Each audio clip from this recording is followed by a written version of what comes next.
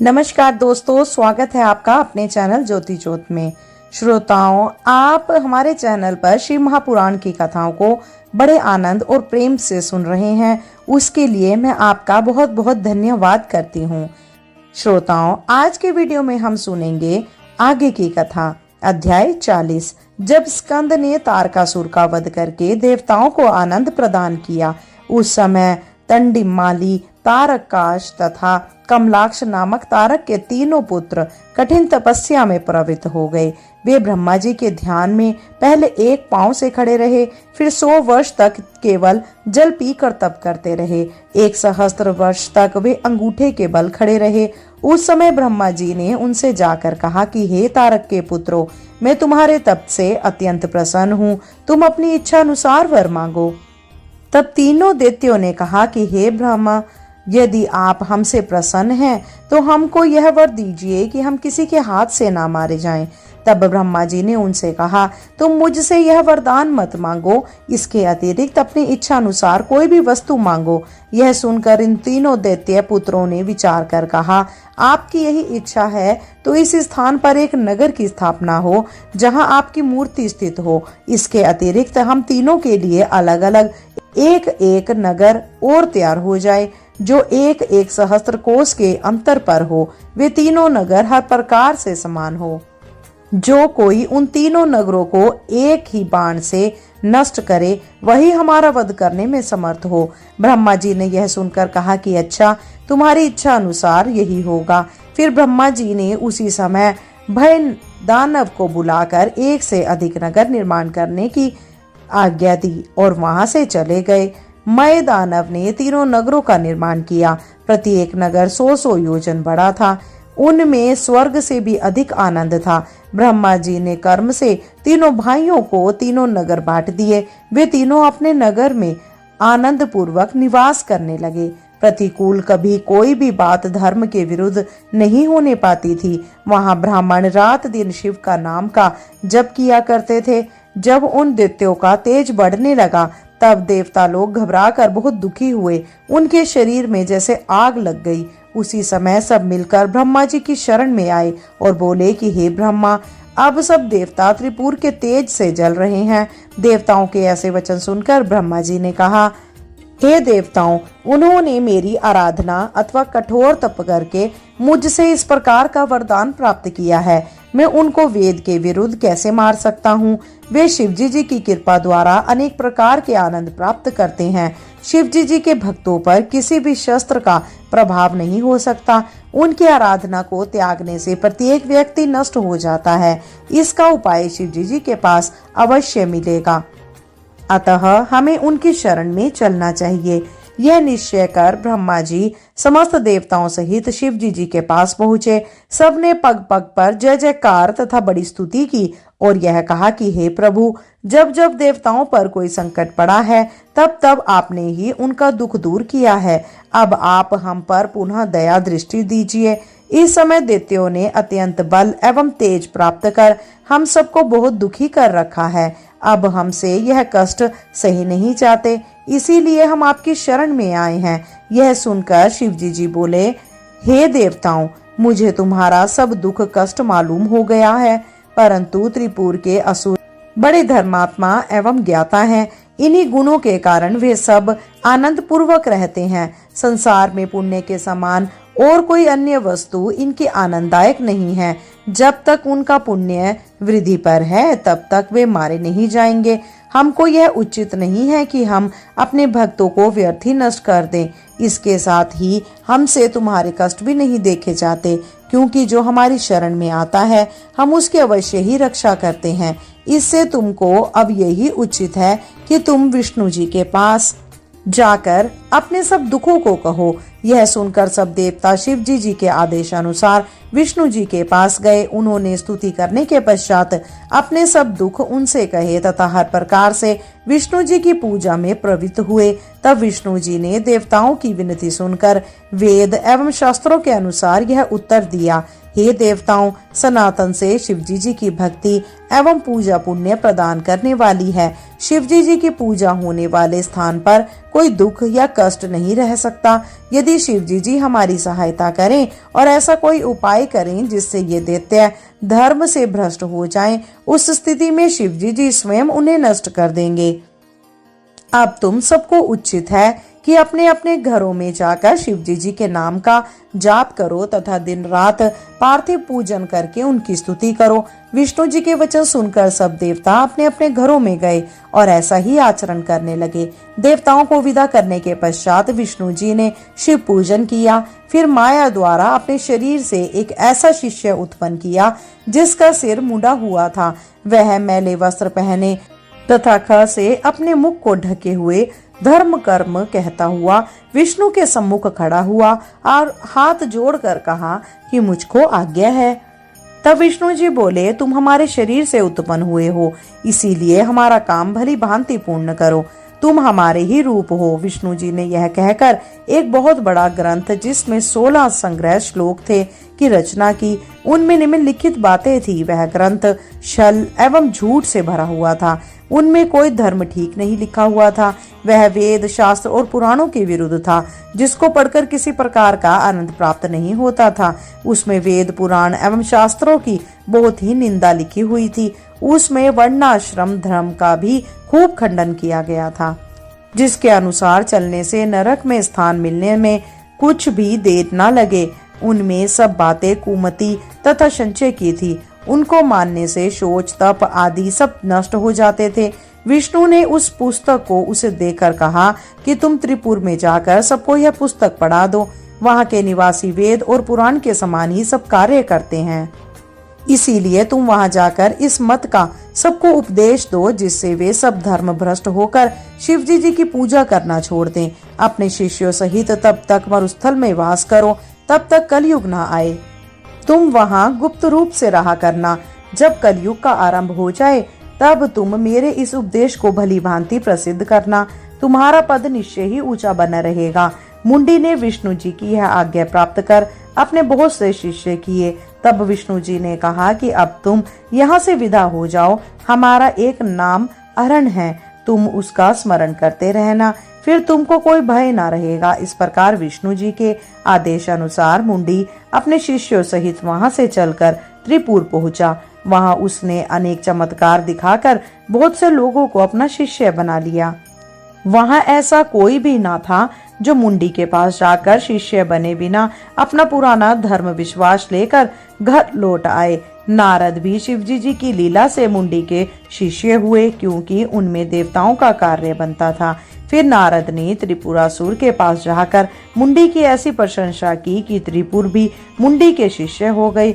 मुंडी ने त्रिपुरासुरों से यह प्रण करा लिया कि हमारी आज्ञा किसी दशा में भी अमान्य न की जाए। यह सारी बात मान लेने के पश्चात मुंडी ने अपने मुख पर से वस्त्र हटाकर त्रिपुर को अपना शिष्य बनाया और मंत्र दिया। फिर अनेक प्रकार के कर्तव्य तथा अकर्तव्य कार्य बता दिए। त्रिपुरासुर के शिष्य बन जाने के पश्चात फिर कोई ऐसा व्यक्ति न रहा जो मुंडी का शिष्य न बना हो। त्रिपुर को चेला बनाने के पश्चात मुंडी ने उन्हें कई आदेश देते हुए कहा कि हे त्रिपुर, हमारा मत सब मतों से उत्तम है, जिसको नारद ने भी माना है। इस मत के ये मार्ग है कि यह संसार असाध्य है, इसका आदि अंत कुछ भी नहीं, ना तो इसका कोई कर्तव्य ही है और नाम बनाने वाला ही सनातन से यह इस प्रकार चलता आ रहा है। समय आने पर यह स्वयं ही प्रकट होता है तथा इसी प्रकार समय अनुसार अदृश्य हो जाता है। समय पाकर ही अच्छा बुरा कार्य हो जाता है। ब्रह्मा से लेकर घास मिट्टी तक जितने प्राणी हैं वे सब मृत्यु के समान हैं। जीव ही ईश्वर है जो अपने इस शरीर में वर्तमान है। इसके अतिरिक्त संसार का और कोई स्वामी नहीं है।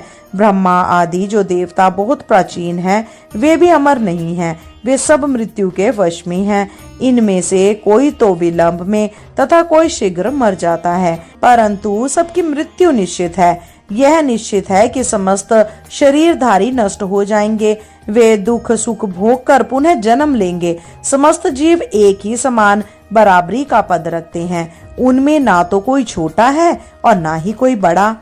भोग एवं भोजन आदि समस्त कार्यों में सब समान हैं। सवारी चाहे किसी प्रकार की हो, समान है। जिस प्रकार हम मृत्यु का भय करते हैं, उसी प्रकार ब्रह्मा विष्णु एवं महेश को भी मृत्यु का भय है। समय के चक्र से कोई ना बचेगा। इसीलिए हे त्रिपुर, तुम यह सत्य मानो कि हम में तथा उनमें कोई बड़ाई छोटाई नहीं है, हम सब ही समान हैं। इसी प्रकार जाति की बड़ाई छोटाई का विवाद है। वेद एवं शास्त्र आदि सब झूठे तथा निष्फल हैं। केवल सब धर्मों में उत्तम धर्म हिंसा का त्याग कर अहिंसा का अपनाना है। उससे बढ़कर दूसरा कोई और धर्म नहीं है। दूसरों को दुख पहुंचाने से बड़ा पाप संसार में कोई और नहीं है। हे त्रिपुर, 4 प्रकार के दान सब दानों से बड़े हैं। एक रोगी को औषध देना, दूसरा भयभीत को अपनी शरण में लेकर अभय दान देना, तीसरा भूखों को भोजन कराना तथा चौथा विद्यार्थी को विद्या दान देना। शरीर को उत्तम औषधों से आरोग्य बनाने रखना चाहिए। नरक तथा स्वर्ग सब इसी संसार में है। जहाँ आनंद प्राप्त होता है वह सब स्वर्ग है तथा जहाँ दुख मिलता है वही नरक है। दूसरों से वासना रहित मुक्त हो जाना ही परम मोक्ष है। वेदों ने प्रवृत्ति एवं निवृत्ति के 2 मार्ग कहे हैं। उनका तात्पर्य यह है कि जीवों को दुख पहुंचाना प्रवृत्ति धर्म है तथा उन पर दया एवं कृपा रखना निवृत्ति धर्म है। जो जीवों को मारकर तथा तिल युव तथा घृत अग्नि में डालकर स्वर्ग प्राप्ति की इच्छा रखते हैं, वह उनकी सबसे बड़ी मूर्खता है। इस प्रकार मुंडी ने त्रिपुर को अपने धर्म के विषय में बतलाया, जिसको त्रिपुरासुरों ने ठीक समझा। इस प्रकार त्रिपुर में वेद के विरुद्ध नासिक मत स्थापित हो गया। इस कारण वहां के निवासियों से लक्ष्मी रुष्ट हो गई तथा चारों ओर दरिद्रता ही दरिद्रता फैल गई। उन तीनों भाइयों ने शिवजी जी की पूजा को छोड़ दिया, जिससे देश में उपद्रव होने लगे। तब देवताओं ने उन सब की यह दशा देख ब्रह्मा जी को साथ ले शिवजी जी की शरण में पहुंचे और उनकी स्तुति करते हुए बोले कि हे प्रभु, त्रिपुर में अब सभी धर्म के विरुद्ध हो गए हैं तथा उनका पाप भी बढ़ गया है और उन्होंने आपका पूजन भी त्याग दिया है। अब आप हम पर कृपा करें तथा उनका संहार करें। उस समय शिवजी जी बोले कि हे देवताओं, अब तुम किसी प्रकार की चिंता मत करो, शीघ्र ही तुम्हारे सभी दुख दूर होंगे। शिवजी जी यह कहकर अंतर्ध्यान हो गए और वह लोग वहीं बने रहे। इतने में ही गणों के राजा नंदी अपने अनेक गणों सहित वहां आए। देवताओं ने उन्हें वहां देखकर अत्यंत शुभ माना तथा उनसे विनय किया कि हे शिलादि मुनि के पुत्र नंदी, तुम कोई भी ऐसा उपाय करो जिससे त्रिपुर एक में मिल जाए। यह सुनकर नंदी ने उत्तर दिया कि हे देवताओं, शिवजी जी ने तुमको आज्ञा दी है कि तुरंत एक रथ बनाओ तथा सारथी बाण धनुष आदि सब ठीक करके रखो। मुझको निश्चय है कि शिवजी जी अवश्य शीघ्र ही त्रिपुर का नाश करेंगे। यह कहकर नंदी अपने घर चले गए। तब सब देवताओं ने अत्यंत प्रसन्न हुए तथा फिर विष्णु जी तथा ब्रह्मा जी ने विश्वकर्मा का आदर करते हुए कहा कि तुम शिवजी जी के लिए रथ बनाओ। इसके अतिरिक्त तुम शीघ्र ही धनुष एवं बाण भी तैयार कर दो। विश्वकर्मा ने यह सुनकर सदा शिव जी का ध्यान किया तो उनके मन में रथ निर्माण करने की युक्ति बैठ गई। विश्वकर्मा द्वारा निर्मित उस रथ का विस्तार मानो संपूर्ण सृष्टि भर के समान था। उनमें सूर्य दाहिना चक्र तथा चंद्रमा बायां चक्र, इसी प्रकार 12 सूर्य तथा 16 कलाओं वर्तमान थी। सभी पर्वत एवं वर्ष मास तिथि रथ के खंड बने। चारों वेद उस रथ के घोड़े तथा व्यास आदि घोड़ों को चलाने वाले हुए। धर्म कर्म के शास्त्र पुराण तथा न्याय शास्त्र ये उसके मुख हुए। आश्रम वर्ण आदि उनके अंग हुए। सब गंगा आदि नदियां तथा चारों सागर चवर लेकर रथ के चारों ओर खड़े हुए। नर्म लोकालोक पर्वत आदि उसकी सीढ़ियां हुए। प्रणव चाबुक विष्णु जी बाण तथा हिमाचल धनुष हुए। यहाँ तक कि ब्रह्मा से लेकर तृण तक सब उस रथ में विद्यमान थे। इस प्रकार संपूर्ण सामग्री पूर्ण रूप से तैयार हो गई। तब वह रथ शिवजी जी के द्वार पर ले जाकर खड़ा किया गया। उस समय शिवजी जी बाहर आए। उनको देखकर सबने विनती की कि हे महाराज, अब आप रथ में आरूढ़ हो तथा त्रिपुर का नाश करके तीनों लोगों को आनंद देश प्रदान करें। तब शिवजी जी ने तुरंत गणपति जी को बुलाकर उनकी पूजा की। फिर वे रथ पर आरूढ़ होकर आकाश एवं पृथ्वी को कंपाते हुए चल दिए। सबने जय जयकार किया। पृथ्वी उस रथ का भार ना सहकर कांपने लगी। इस प्रकार शिवजी जी अपनी सेना सहित देवताओं को आनंदित करते हुए वहां से चले। उस समय शिवजी जी के इस आश्चर्यजनक चरित्र से त्रिपुर एकत्र हुए। तब शिवजी जी ने उचित समय जानकर अपने धनुष में विष्णुपति अस्त्र को लगाकर तथा अपने तेज को उसी अस्त्र में स्थापित कर दिया, जिससे धनुष बाण दोनों ही प्रकाशवान हुए। सृष्टि भर में प्रकाश ही प्रकाश फैल गया। तब शिवजी जी ने उस समय मन में यह विचार किया कि मैं तीनों पुरों को जला दूं। उस समय विलंब हुआ जानकर विष्णु जी, ब्रह्मा जी तथा इंद्र ने उनकी बहुत प्रकार से विनती की। तब देवताओं ने कहा कि हे शिव जी, अब आप त्रिपुरों को नष्ट करने में विलंब मत कीजिए। आपके इस तेज से तीनों लोक जले जाते हैं। यह सुनकर शिवजी जी प्रसन्न हुए, परंतु वही अस्त्र त्रिपुर को लक्ष्य करके छोड़ दिया। उसके छोड़ने से भीषण शब्द हुआ। ऐसा प्रतीत होता था जैसे प्रलय काल के बादल गरज रहे हों। उस अस्त्र में से निकली हुई अग्नि से तीनों लोक जलने लगे। धरती कांपने लगी, पर्वत जल उठे, नदियों का जल सूख गया। दिक्पाल एवं कूर्म जो पृथ्वी का भार संभाले हुए है बलहीन हो गए। सब मुनि एवं सिद्ध ध्यान छोड़कर आश्चर्यचकित हुए। उसी समय शिवजी जी द्वारा छोड़े गए बाणों के पहुंचते ही वे तीनों पुर जलकर भस्म हो गए। तदुपरांत वह बाण उन सब को जलाकर शिवजी जी के पास लौट आया। इस प्रकार बाण के उस भीषण प्रहार से त्रिपुर में कोई प्राणी जीवित न रहा। सब दैत्य शिवजी जी के हाथ से मरकर मुक्ति पा गए। वे सभी शिवजी जी के गण हुए, क्योंकि उनमें भक्ति का बीज शेष था और भक्ति का बीज कभी नष्ट नहीं होता। उस समय शिवजी जी का स्वरूप ऐसा भयानक था जिसे देखकर प्रतीत होता था कि प्रलय होने में अब कोई देर नहीं है। ब्रह्मा जी और विष्णु जी उस महातेज के कारण शिवजी जी को अच्छी प्रकार नहीं देख सके थे। यह देखकर उन्होंने दूर से ही उनकी स्तुति की। सबसे पहले विष्णु जी ने शिवजी जी की स्तुति की तथा कहा कि हे शिव जी, अब आप क्रोध को शांत करें। फिर ब्रह्मा जी ने भी उनकी स्तुति की। इसके पश्चात लोकपाल, देवता, सिद्ध, नाग, मुनि और वेदों ने अपनी अपनी स्तुति को युक्ति के अनुसार काव्य रूप में गाया।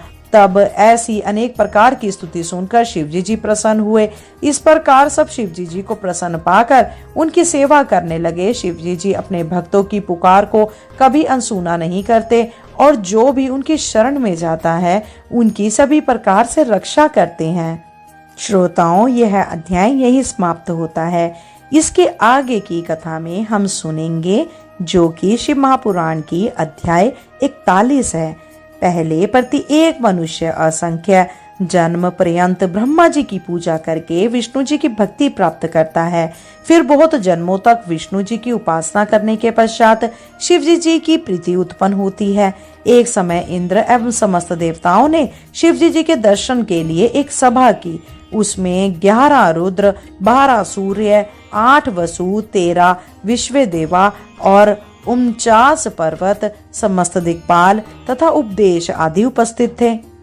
ऐसे समाज को अपने साथ लेकर इंद्र बड़े उत्साह के साथ रजोगुण धारण किए हुए शिवजी जी के दर्शनार्थ चले। उनको संसार में केवल शिवजी जी के दर्शन से ही यश प्राप्त करना स्वीकार था। उस समय शिवजी जी ने अपनी लीला द्वारा अपना भयंकर रूप बनाया तथा अवधूतों के समान होकर वे इंद्र के नगर में प्रकट हुए। उन्हें देखकर इंद्र ने पूछा, तुम कौन हो? ऐसा प्रतीत होता है कि जैसे तुम शिवजी जी के सेवकों में से कोई हो। यदि यह सत्य है तो तुम हमको शिवजी जी के निवास स्थान का पता बतलाओ। इस प्रकार इंद्र ने कई प्रकार पूछा, परंतु उन्हें कोई उत्तर ना मिला। यह देखकर इंद्र बहुत क्रोधित हुए तथा शिवजी जी को धमकाते हुए बोले, अरे बहरा तो नहीं है जो उत्तर नहीं देता? अब मैं तुझे व्रज से मार डालता हूँ। यह कहकर इंद्र ने अपना व्रज शिवजी जी पर चलाया, जो शिवजी जी की गर्दन में जा लगा। शिवजी जी व्रज की शक्ति एवं प्रभाव को स्थिर रखने के लिए नीलकंठ हो गए। अथवा उन्होंने अपने कंठ में श्याम चिन्ह धारण कर लिया। उस समय व्रज भी जलकर भस्म हो गया। तदुपरांत शिवजी जी का तेज इतना भभक उठा कि चारों ओर दाह फैल गई और सब देवता स्त्रियों सहित जलने लगे। यह दशा देखकर सब कंपित हुए। तब ब्रह्मा जी ने सदाशिव का ध्यान किया और पहचाना कि ये शिवजी जी हैं। उस समय वे शिवजी जी की स्तुति करते हुए इंद्र से बोले कि हे इंद्रदेव, यह तो सम्मुख खड़े हैं, वे स्वयं सदाशिव ही हैं, तुम दंडवत कर इनकी स्तुति करो। तब इंद्र, बृहस्पति तथा समस्त देवता शिवजी जी की स्तुति करते हुए इस प्रकार बोले कि हे महाराज, आप हमारा यह अपराध क्षमा करें। हम तो आपके दर्शनों के लिए ही जा रहे थे, परंतु आपने स्वयं कृपा करके गुप्त रीति से बिना किसी परिश्रम के हम सबको दर्शन दिए। शिवजी जी ऐसी उत्तम और वृद्ध स्तुति सुनकर अत्यंत प्रसन्न हुए और बोले कि हे देवताओं, हम बहुत प्रसन्न हैं, अब तुम अपनी इच्छा अनुसार वरदान मांगो। शिवजी जी के ऐसे वचन सुनकर देवगण ने कहा कि हे शिवजी, अब आप क्रोध दूर करके इंद्र की रक्षा करें, ताकि आपके भाल पर जो तेज रूप नेत्र हैं उसकी तीक्ष्णता दूर हो सके। वह वचन सुनकर शिवजी जी बोले कि हे बृहस्पति, उस अग्नि को जो हमारे नेत्र से निकल गई है, अब हम किसी प्रकार अपने भाल में स्थान नहीं दे सकते। हम इस तेज को बहुत दूर फेंक देंगे, इससे इंद्र को कष्ट नहीं होगा। तुमने इंद्र को जीवन दान दिया है, इसीलिए आज से तुम्हारा नाम जीव प्रसिद्ध होगा। यह सुनकर बृहस्पति एवं इंद्र आदि अत्यंत प्रसन्न हुए। तब शिवजी जी ने उस तेज को अपने हाथ से समुद्र में फेंक दिया तथा अंतर ध्यान हो गए। श्रोताओं, यह अध्याय यहीं समाप्त होता है। बोलिए भोलेनाथ की जय, श्री महादेव की जय। श्रोताओं, मैं आशा करती हूँ कि मेरे द्वारा सुनाई गई इस कथाओं का आपने आनंद लिया होगा। अगर आपको वीडियो पसंद आई हो तो कृपया करके वीडियो को लाइक और शेयर करें। साथ ही अगर आप चैनल पे नए हैं तो कृपया करके सब्सक्राइब अवश्य करिए। आज के लिए इतना ही। शीघ्र मिलते हैं नई वीडियो और नई जानकारी के साथ। जब तक के लिए जय श्री कृष्णा, राधे राधे।